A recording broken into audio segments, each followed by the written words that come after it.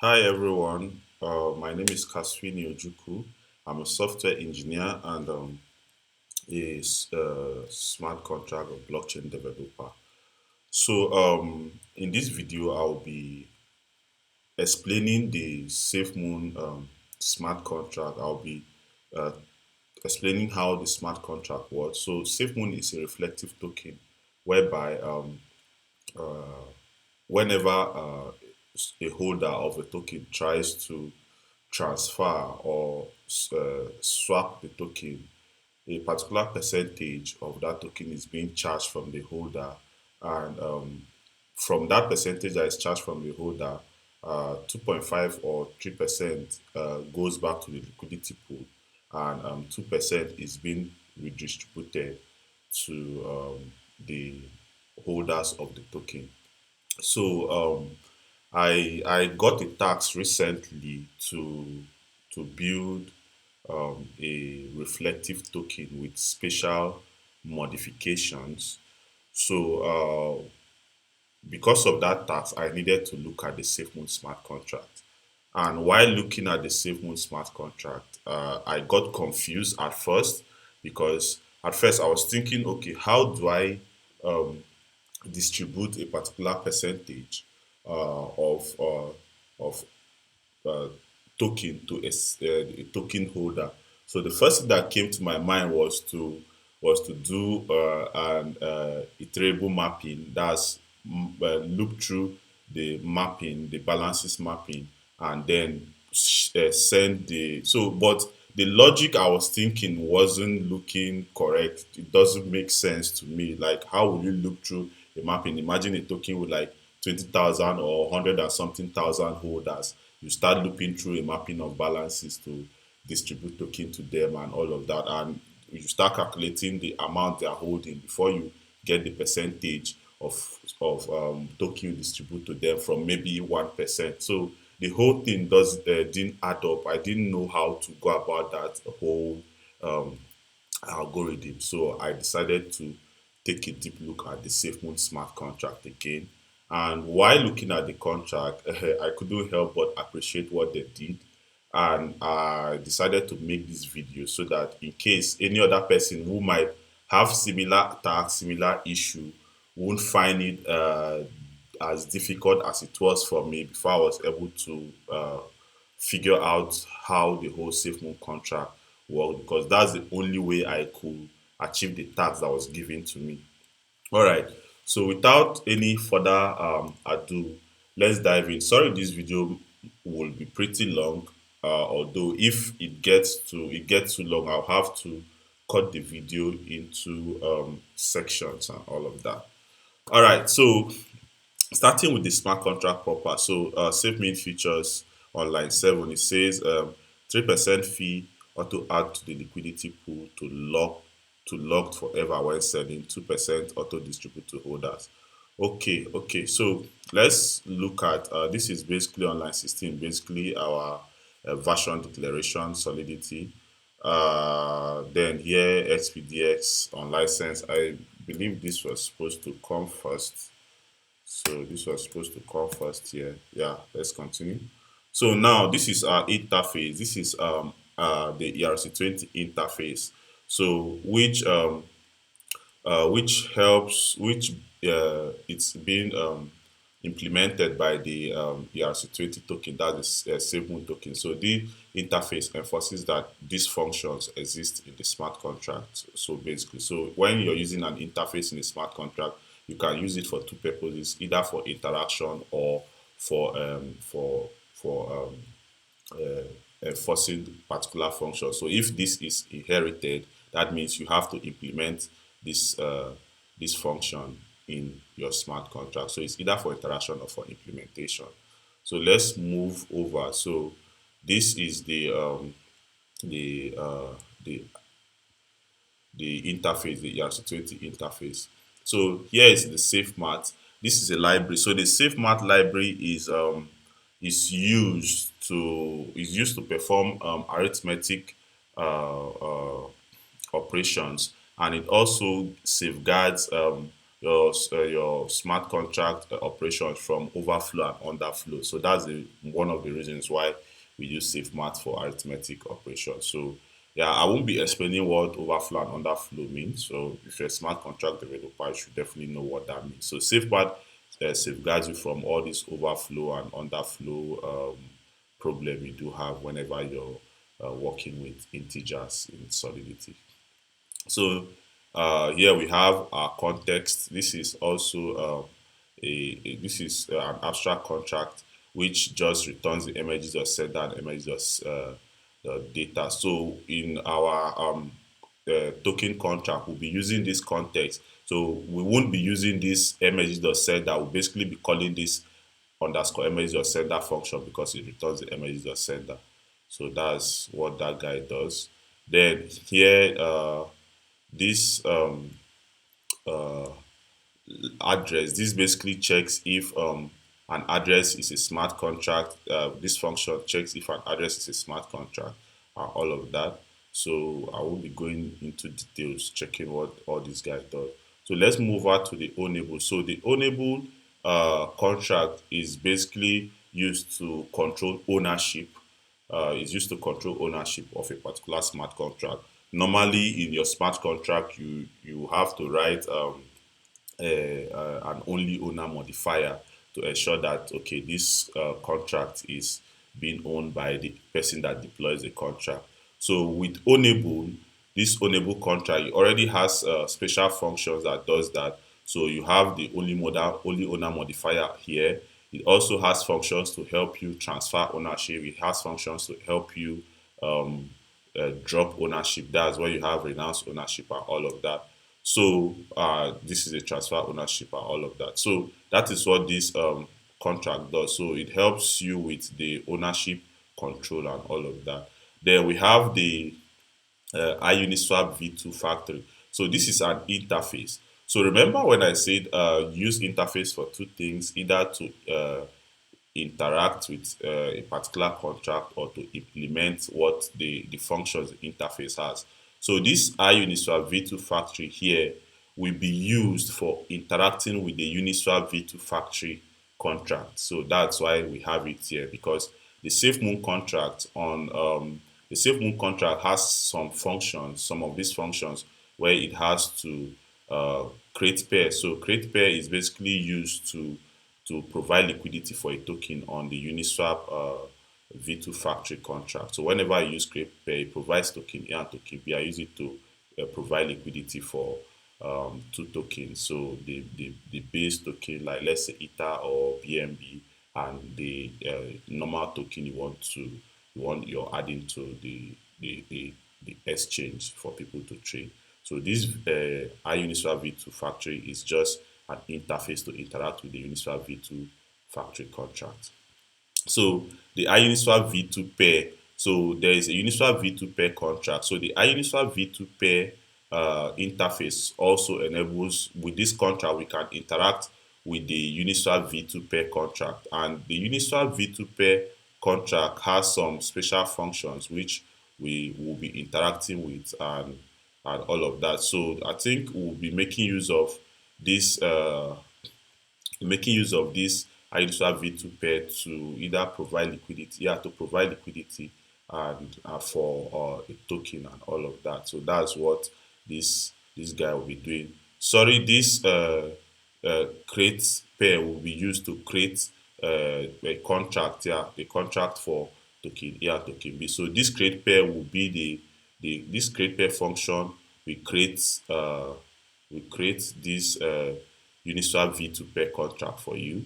So, and this Uniswap V2 pair contract is the interface we'll use to interact with the functions inside this Uniswap V2 pair that was created using this Uniswap V2 factory.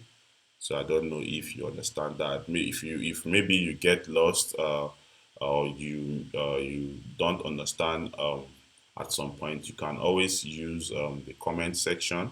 I'll be providing feedbacks. So let's proceed. Now we move over to the interface Uniswap V2 router.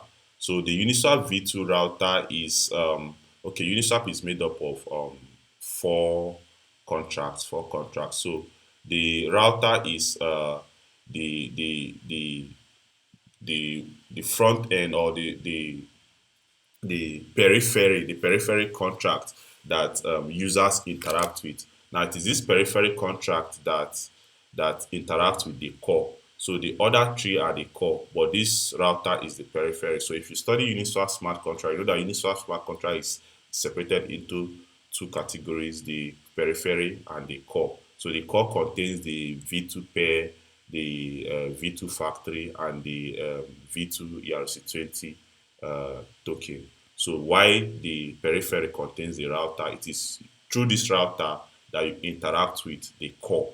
So now some of the functions in the router is add liquidity, ETH, all of that. So like I said, the Safemoon token uses, so it charges a certain percentage of fee from users, and from that percentage it divides it and use some of it to provide liquidity for the said token. So we'll see how that works in the contract. So for it to provide liquidity, it has to interact with this add liquidity function, or this add liquidity ETH function. So that is why we have this interface here to interact with the Uniswap or the PancakeSwap router.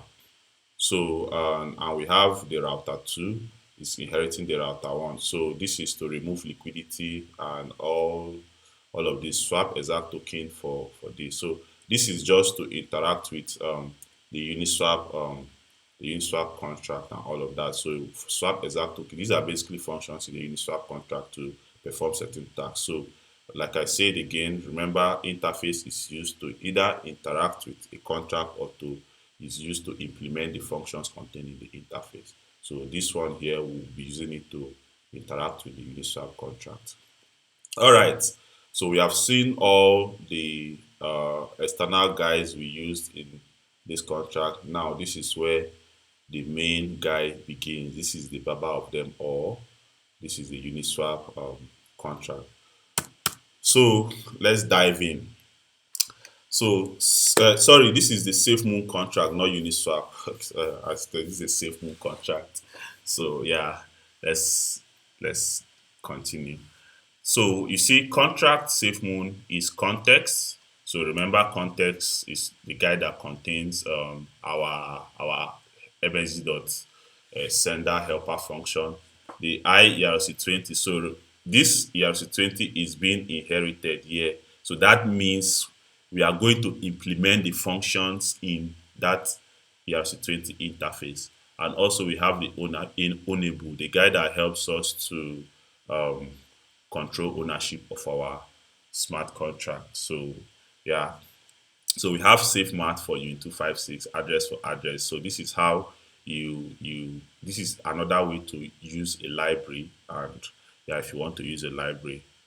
Okay, now let's start. Now the Uniswap, the why am I always calling this thing Uniswap? I've talked about Uniswap a lot. So so the Safemoon contract has this mapping, this Aru owned mapping and T owned mapping. So the Aru owned mapping is the Aru there stands for reflection owned, and the T owned is stands for token owned. Now, if you know the standard ERC20 token, we have a mapping of address to uint, which we call balances, right? So that is what these two guys are doing here.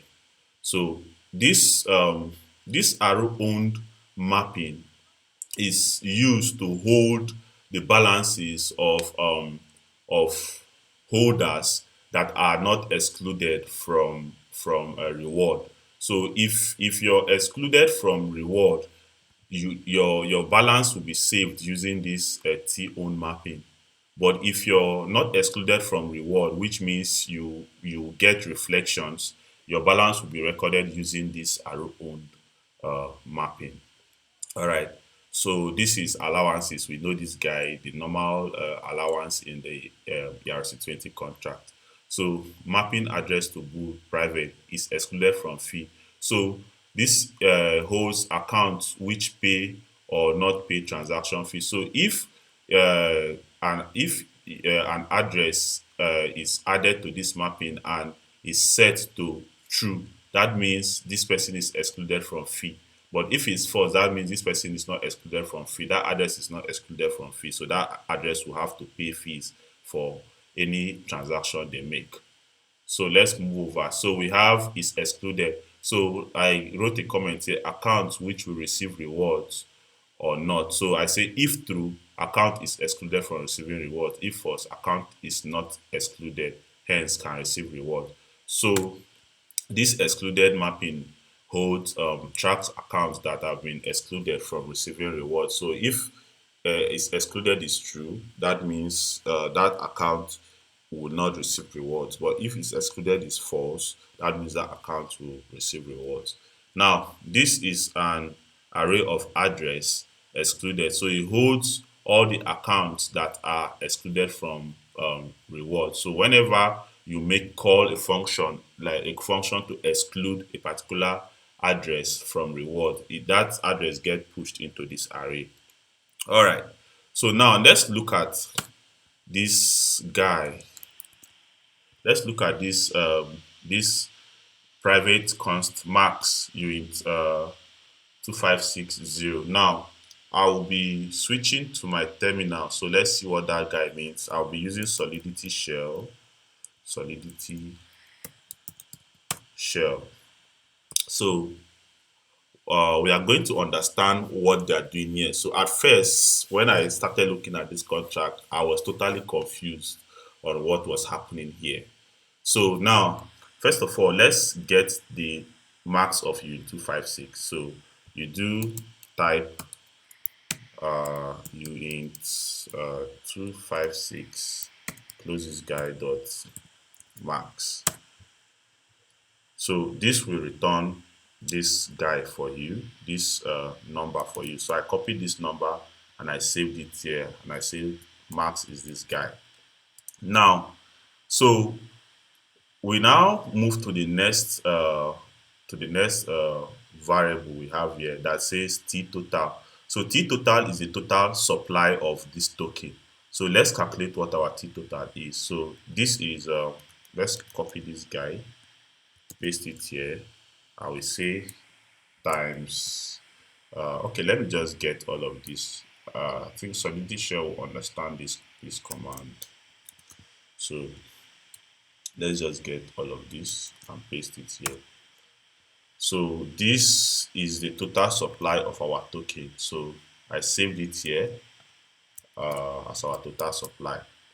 Now, arrow total now is the reflection total. Now, pay attention.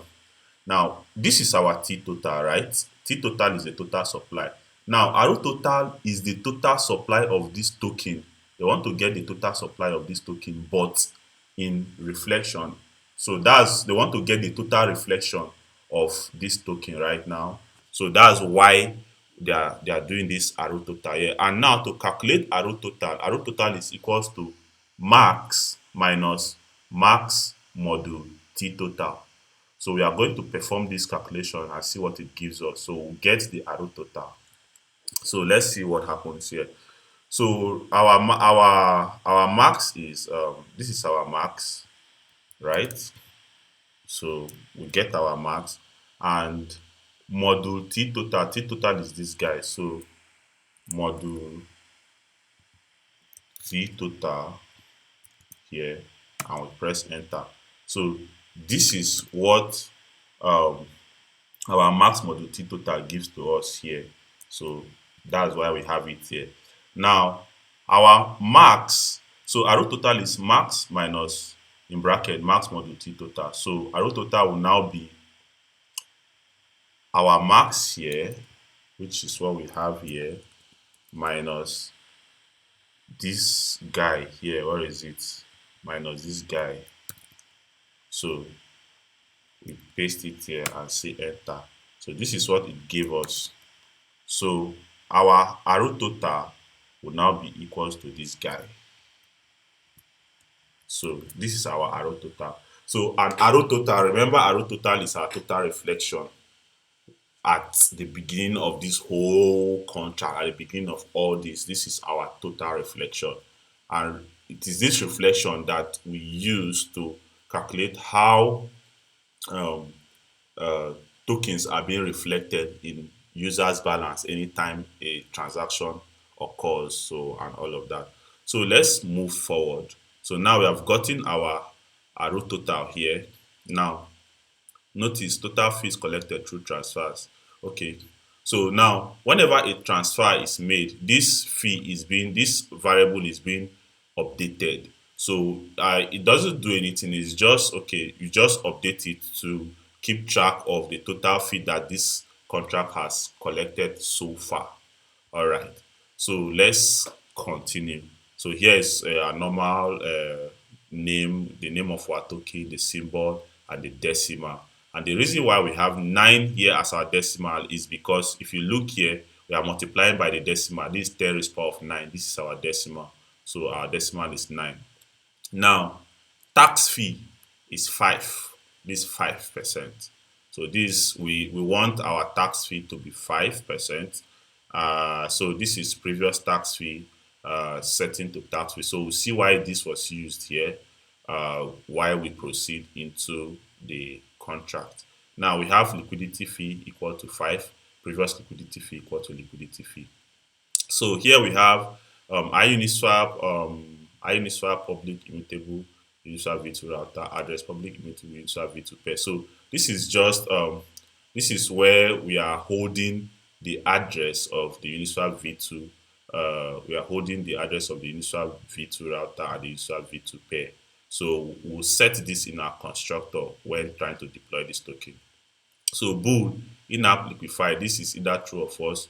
Swap and liquify enable true. So this is used to ensure whether to provide liquidity for this particular contract. So it's a function that enables the whole liquidity provision for this particular token. So that function always checks if this swap and liquify is true, and if it's true, then it will now go ahead to provide liquidity. Now, maximum transaction amount is this guy. So let's look at, did I save it here? So the maximum transaction amount is the highest number of token a user can trade at a particular time. So you cannot trade more than, you cannot swap or transfer more than this amount of token at once. That is why this guy is here. So let me just save it here. So underscore, let's see, underscore max transaction amount is equal to this guy. And also number of token sell to add liquidity is also same as this guy. So the reason why this is done, this is the number of token you can provide liquidity for at a particular time. So for instance, you cannot provide liquidity for more than this number of token at once. You understand? So that's what that guy is telling us. So let me also keep that here in this. So I'll be providing this documentation in my GitHub after this video. So yeah, so number of tokens sell to add liquidity is this guy. So this is the number of token, the highest number of token you can add liquidity at a particular time. Remember, adding liquidity is you bring one token and you bring, let's say, the base currency like ETH, or the blockchain currency like ETH or BNB. I use it to provide liquidity and all of that. So if you're providing liquidity for Safemoon slash ETH, the highest number of Safemoon you can provide liquidity for is this guy that you're seeing here. All right. So we have our event mint token before swap updated, swap and liquify enable updated. So event swap and liquify. So this is just an event. Each time a particular action is complete, it triggers this event. So modifier lock the swap. This is a modifier to lock a particular swap. So this is like a function modifier. So now let's look at our constructor. Now, first thing in our constructor, Aru owned sender is equal to Aru total. That means the owner of this contract has the total reflection once this contract is deployed. So we are going to understand what is happening here as we proceed. So this is just like when you're deploying a token. When you're deploying a token, you want to meet the total supply to the owner of that contract, to the person that is deploying it. So, but here now, since we are working with reflection, we are minting the total reflection to the owner here. That's what's happening here. All right. So I remember our constructor. Okay, so that's what's happening here. Now here now they are setting the Uniswap V2 router address here. I didn't like the way they did this. This was supposed to be dynamic, whereby the constructor would take in the parameter to to set this, but this is being manually done here. That means this can never be changed. Although, okay, they did set it as immutable, so that means it can never be changed. I understand that. Yeah. But I think I prefer something more dynamic. So when you're deploying your contract, you just pass in this guy and it will do the setting here for you. Like I said, this Uniswap V2 factory. So the V2 factory, remember, if as a blockchain developer, you know what a factory contract is. A factory contract is a contract that enables you to create multiple clones of another smart contract. So this Uniswap V2 factory, this Uniswap V2 factory enables us to interact with the Uniswap V2 factory contract, which is used to create a pair clone, which is used to create this Uniswap V2 pair contract. And this Uniswap V2 pair contract takes in the address of the two tokens you want to create pair for. So in our case, it's address this, and address this at this moment is the contract address of this token, which is a Uniswap token, which is the Safemoon token. Oh God, why am I always calling Uniswap? So address this is the contract address of the Safemoon token, and this is the for the WETH, the address of the WETH, because you know ETH doesn't have an address, so we'll be using WETH to represent the address which you'll be using to for the other token you'll be using to provide liquidity. All right. So here set the rest of the contract variables. So Uniswap V2 router is equal to Uniswap V2 router. So it just sets all these guys and all of that. Now exclude owner and this contract from fee. So now this is basically excluding the owner from paying fee. So the address of the owner is set to true. So that means the owner of this contract, the person that deploys the contract, will not pay fee anytime they are interacting with this token. And also, the address, that's the token smart contract, the Safemoon token the contract address will not also pay fees. That's why they are doing this. So they are setting it to true. So excluded from fee equal to true, excluded from fee equal to true. Then this is now when you emit a transfer event. So from address this to messages of sender and the T total. So T total is the total supply. You're emitting it. So I remember this event, most of all this what is it called? Most of all this Explorer uses event log to track transactions or what happens on the blockchain. So anytime you see, okay, maybe a transfer operation or a transfer transaction happens, most of this Explorer uses events to track all those stuffs. So that's why we are emitting this T total. And I know you might ask, why are we emitting T total? Why not Aru total? Because we set this guy here to Aru total. So why are we emitting T total? So we are going to find out why that was done. All right.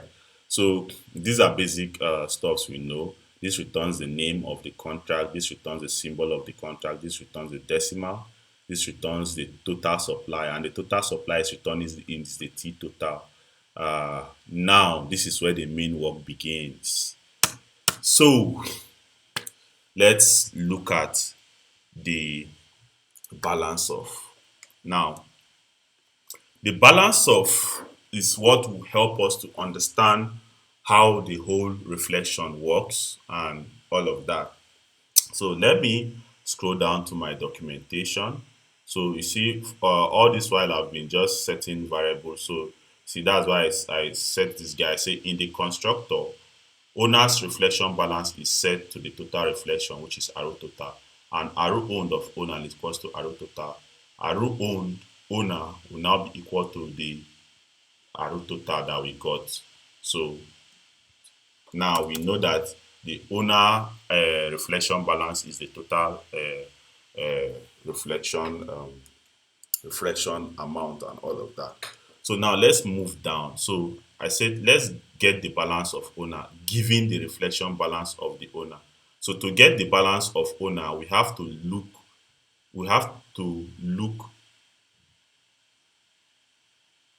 okay, so we have to look into sorry, we have to look in that the balance of okay, I don't know what I wrote here, sorry. So we have to look into the balance of account function. So I say we have to look into the balance of so balance of accounts function. So this was what I wanted to write.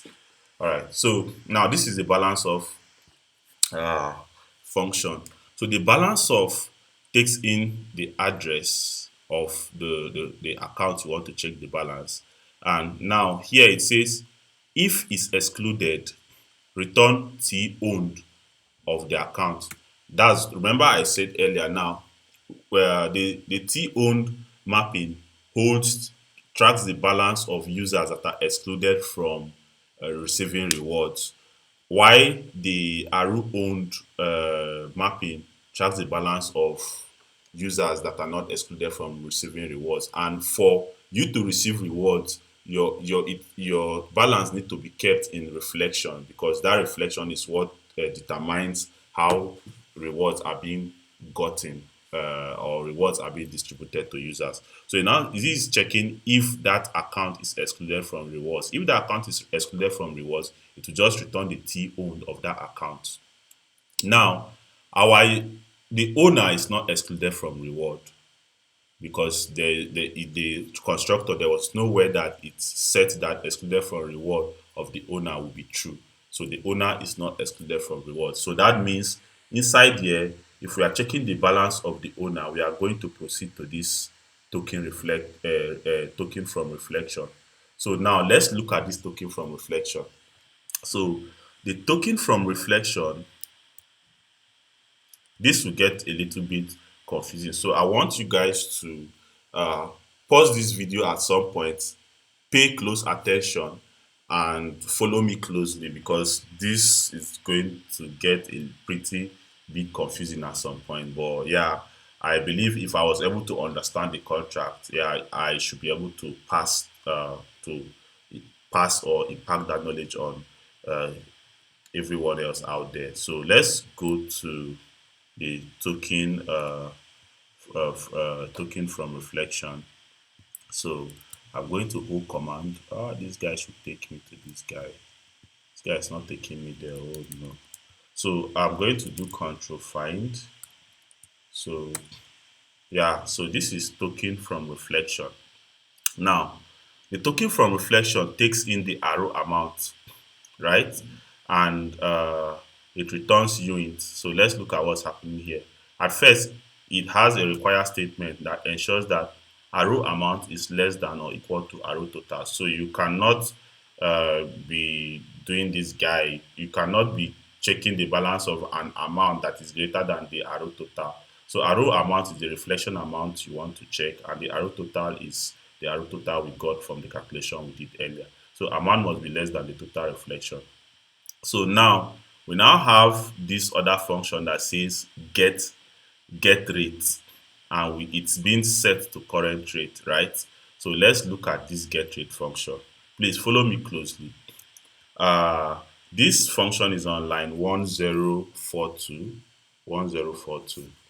So let's look at the get rate function. So I'm going to go to the get rate function.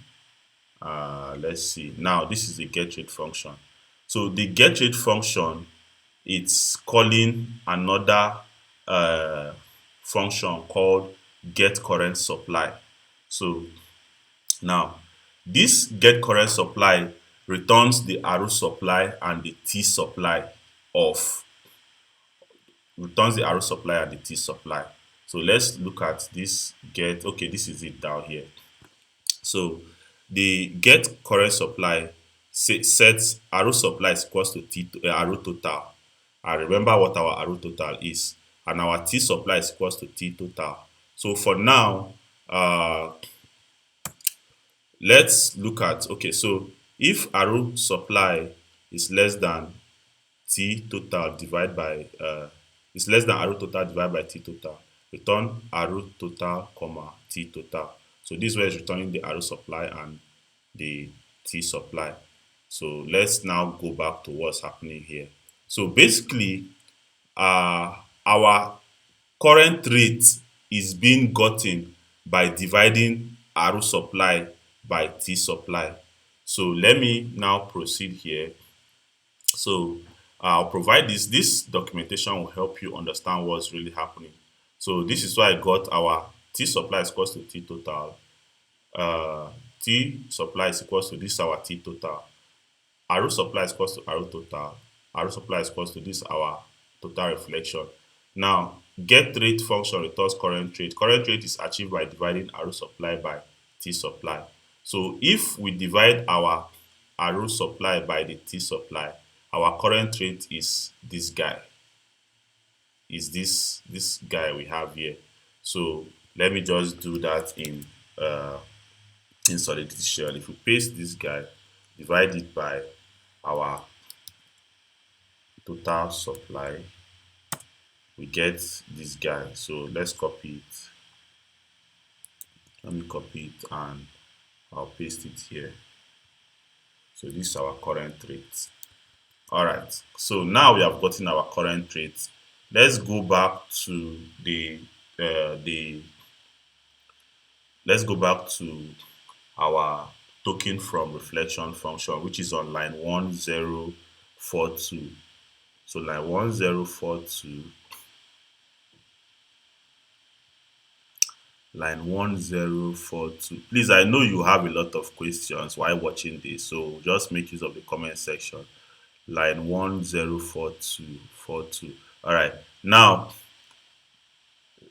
we have gotten our current rate, which is this guy, right? Now to get our arrow, our balance, the actual balance of our address, it is now the reflection amount divided by the current rate. So let's now see the magic that happens here. Balance, let's just put balance of address is equal to the arrow owned, that's the reflection owned by that address divided by the current rate. So now yeah, the same thing, that's the same thing. I just repeated the same thing here.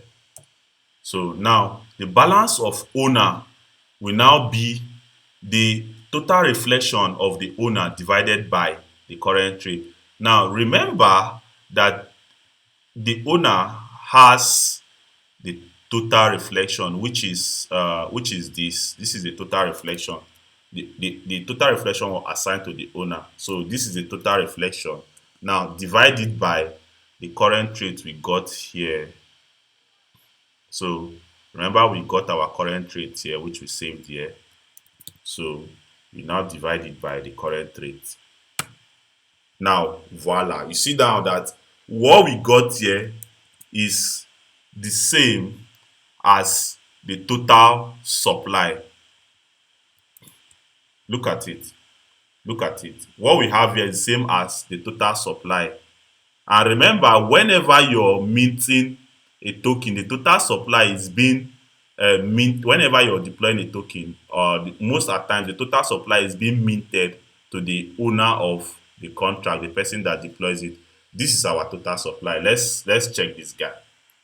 If you copy this guy here, if you copy it, paste it here, this will give you this guy. Now look at it. Look at this guy and look at this guy. You see that they are the same.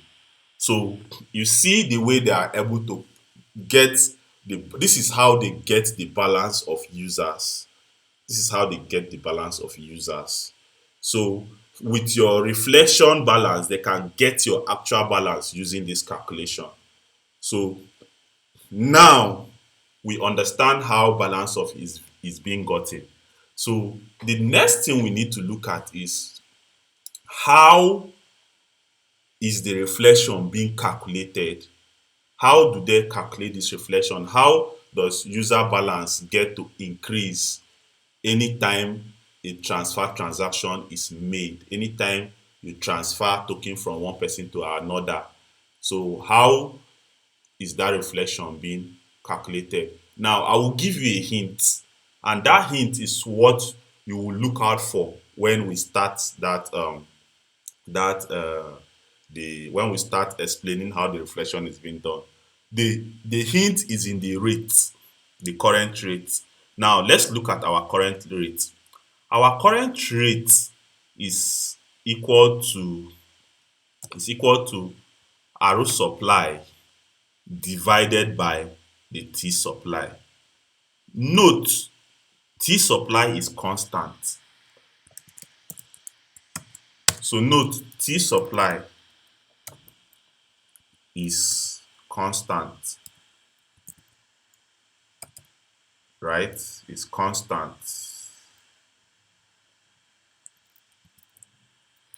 But our arrow supply is changes, because now whenever um whenever a transfer transaction happens, at the end of that transfer transaction, the reflection fee that was charged from that transaction is deducted from the total reflection.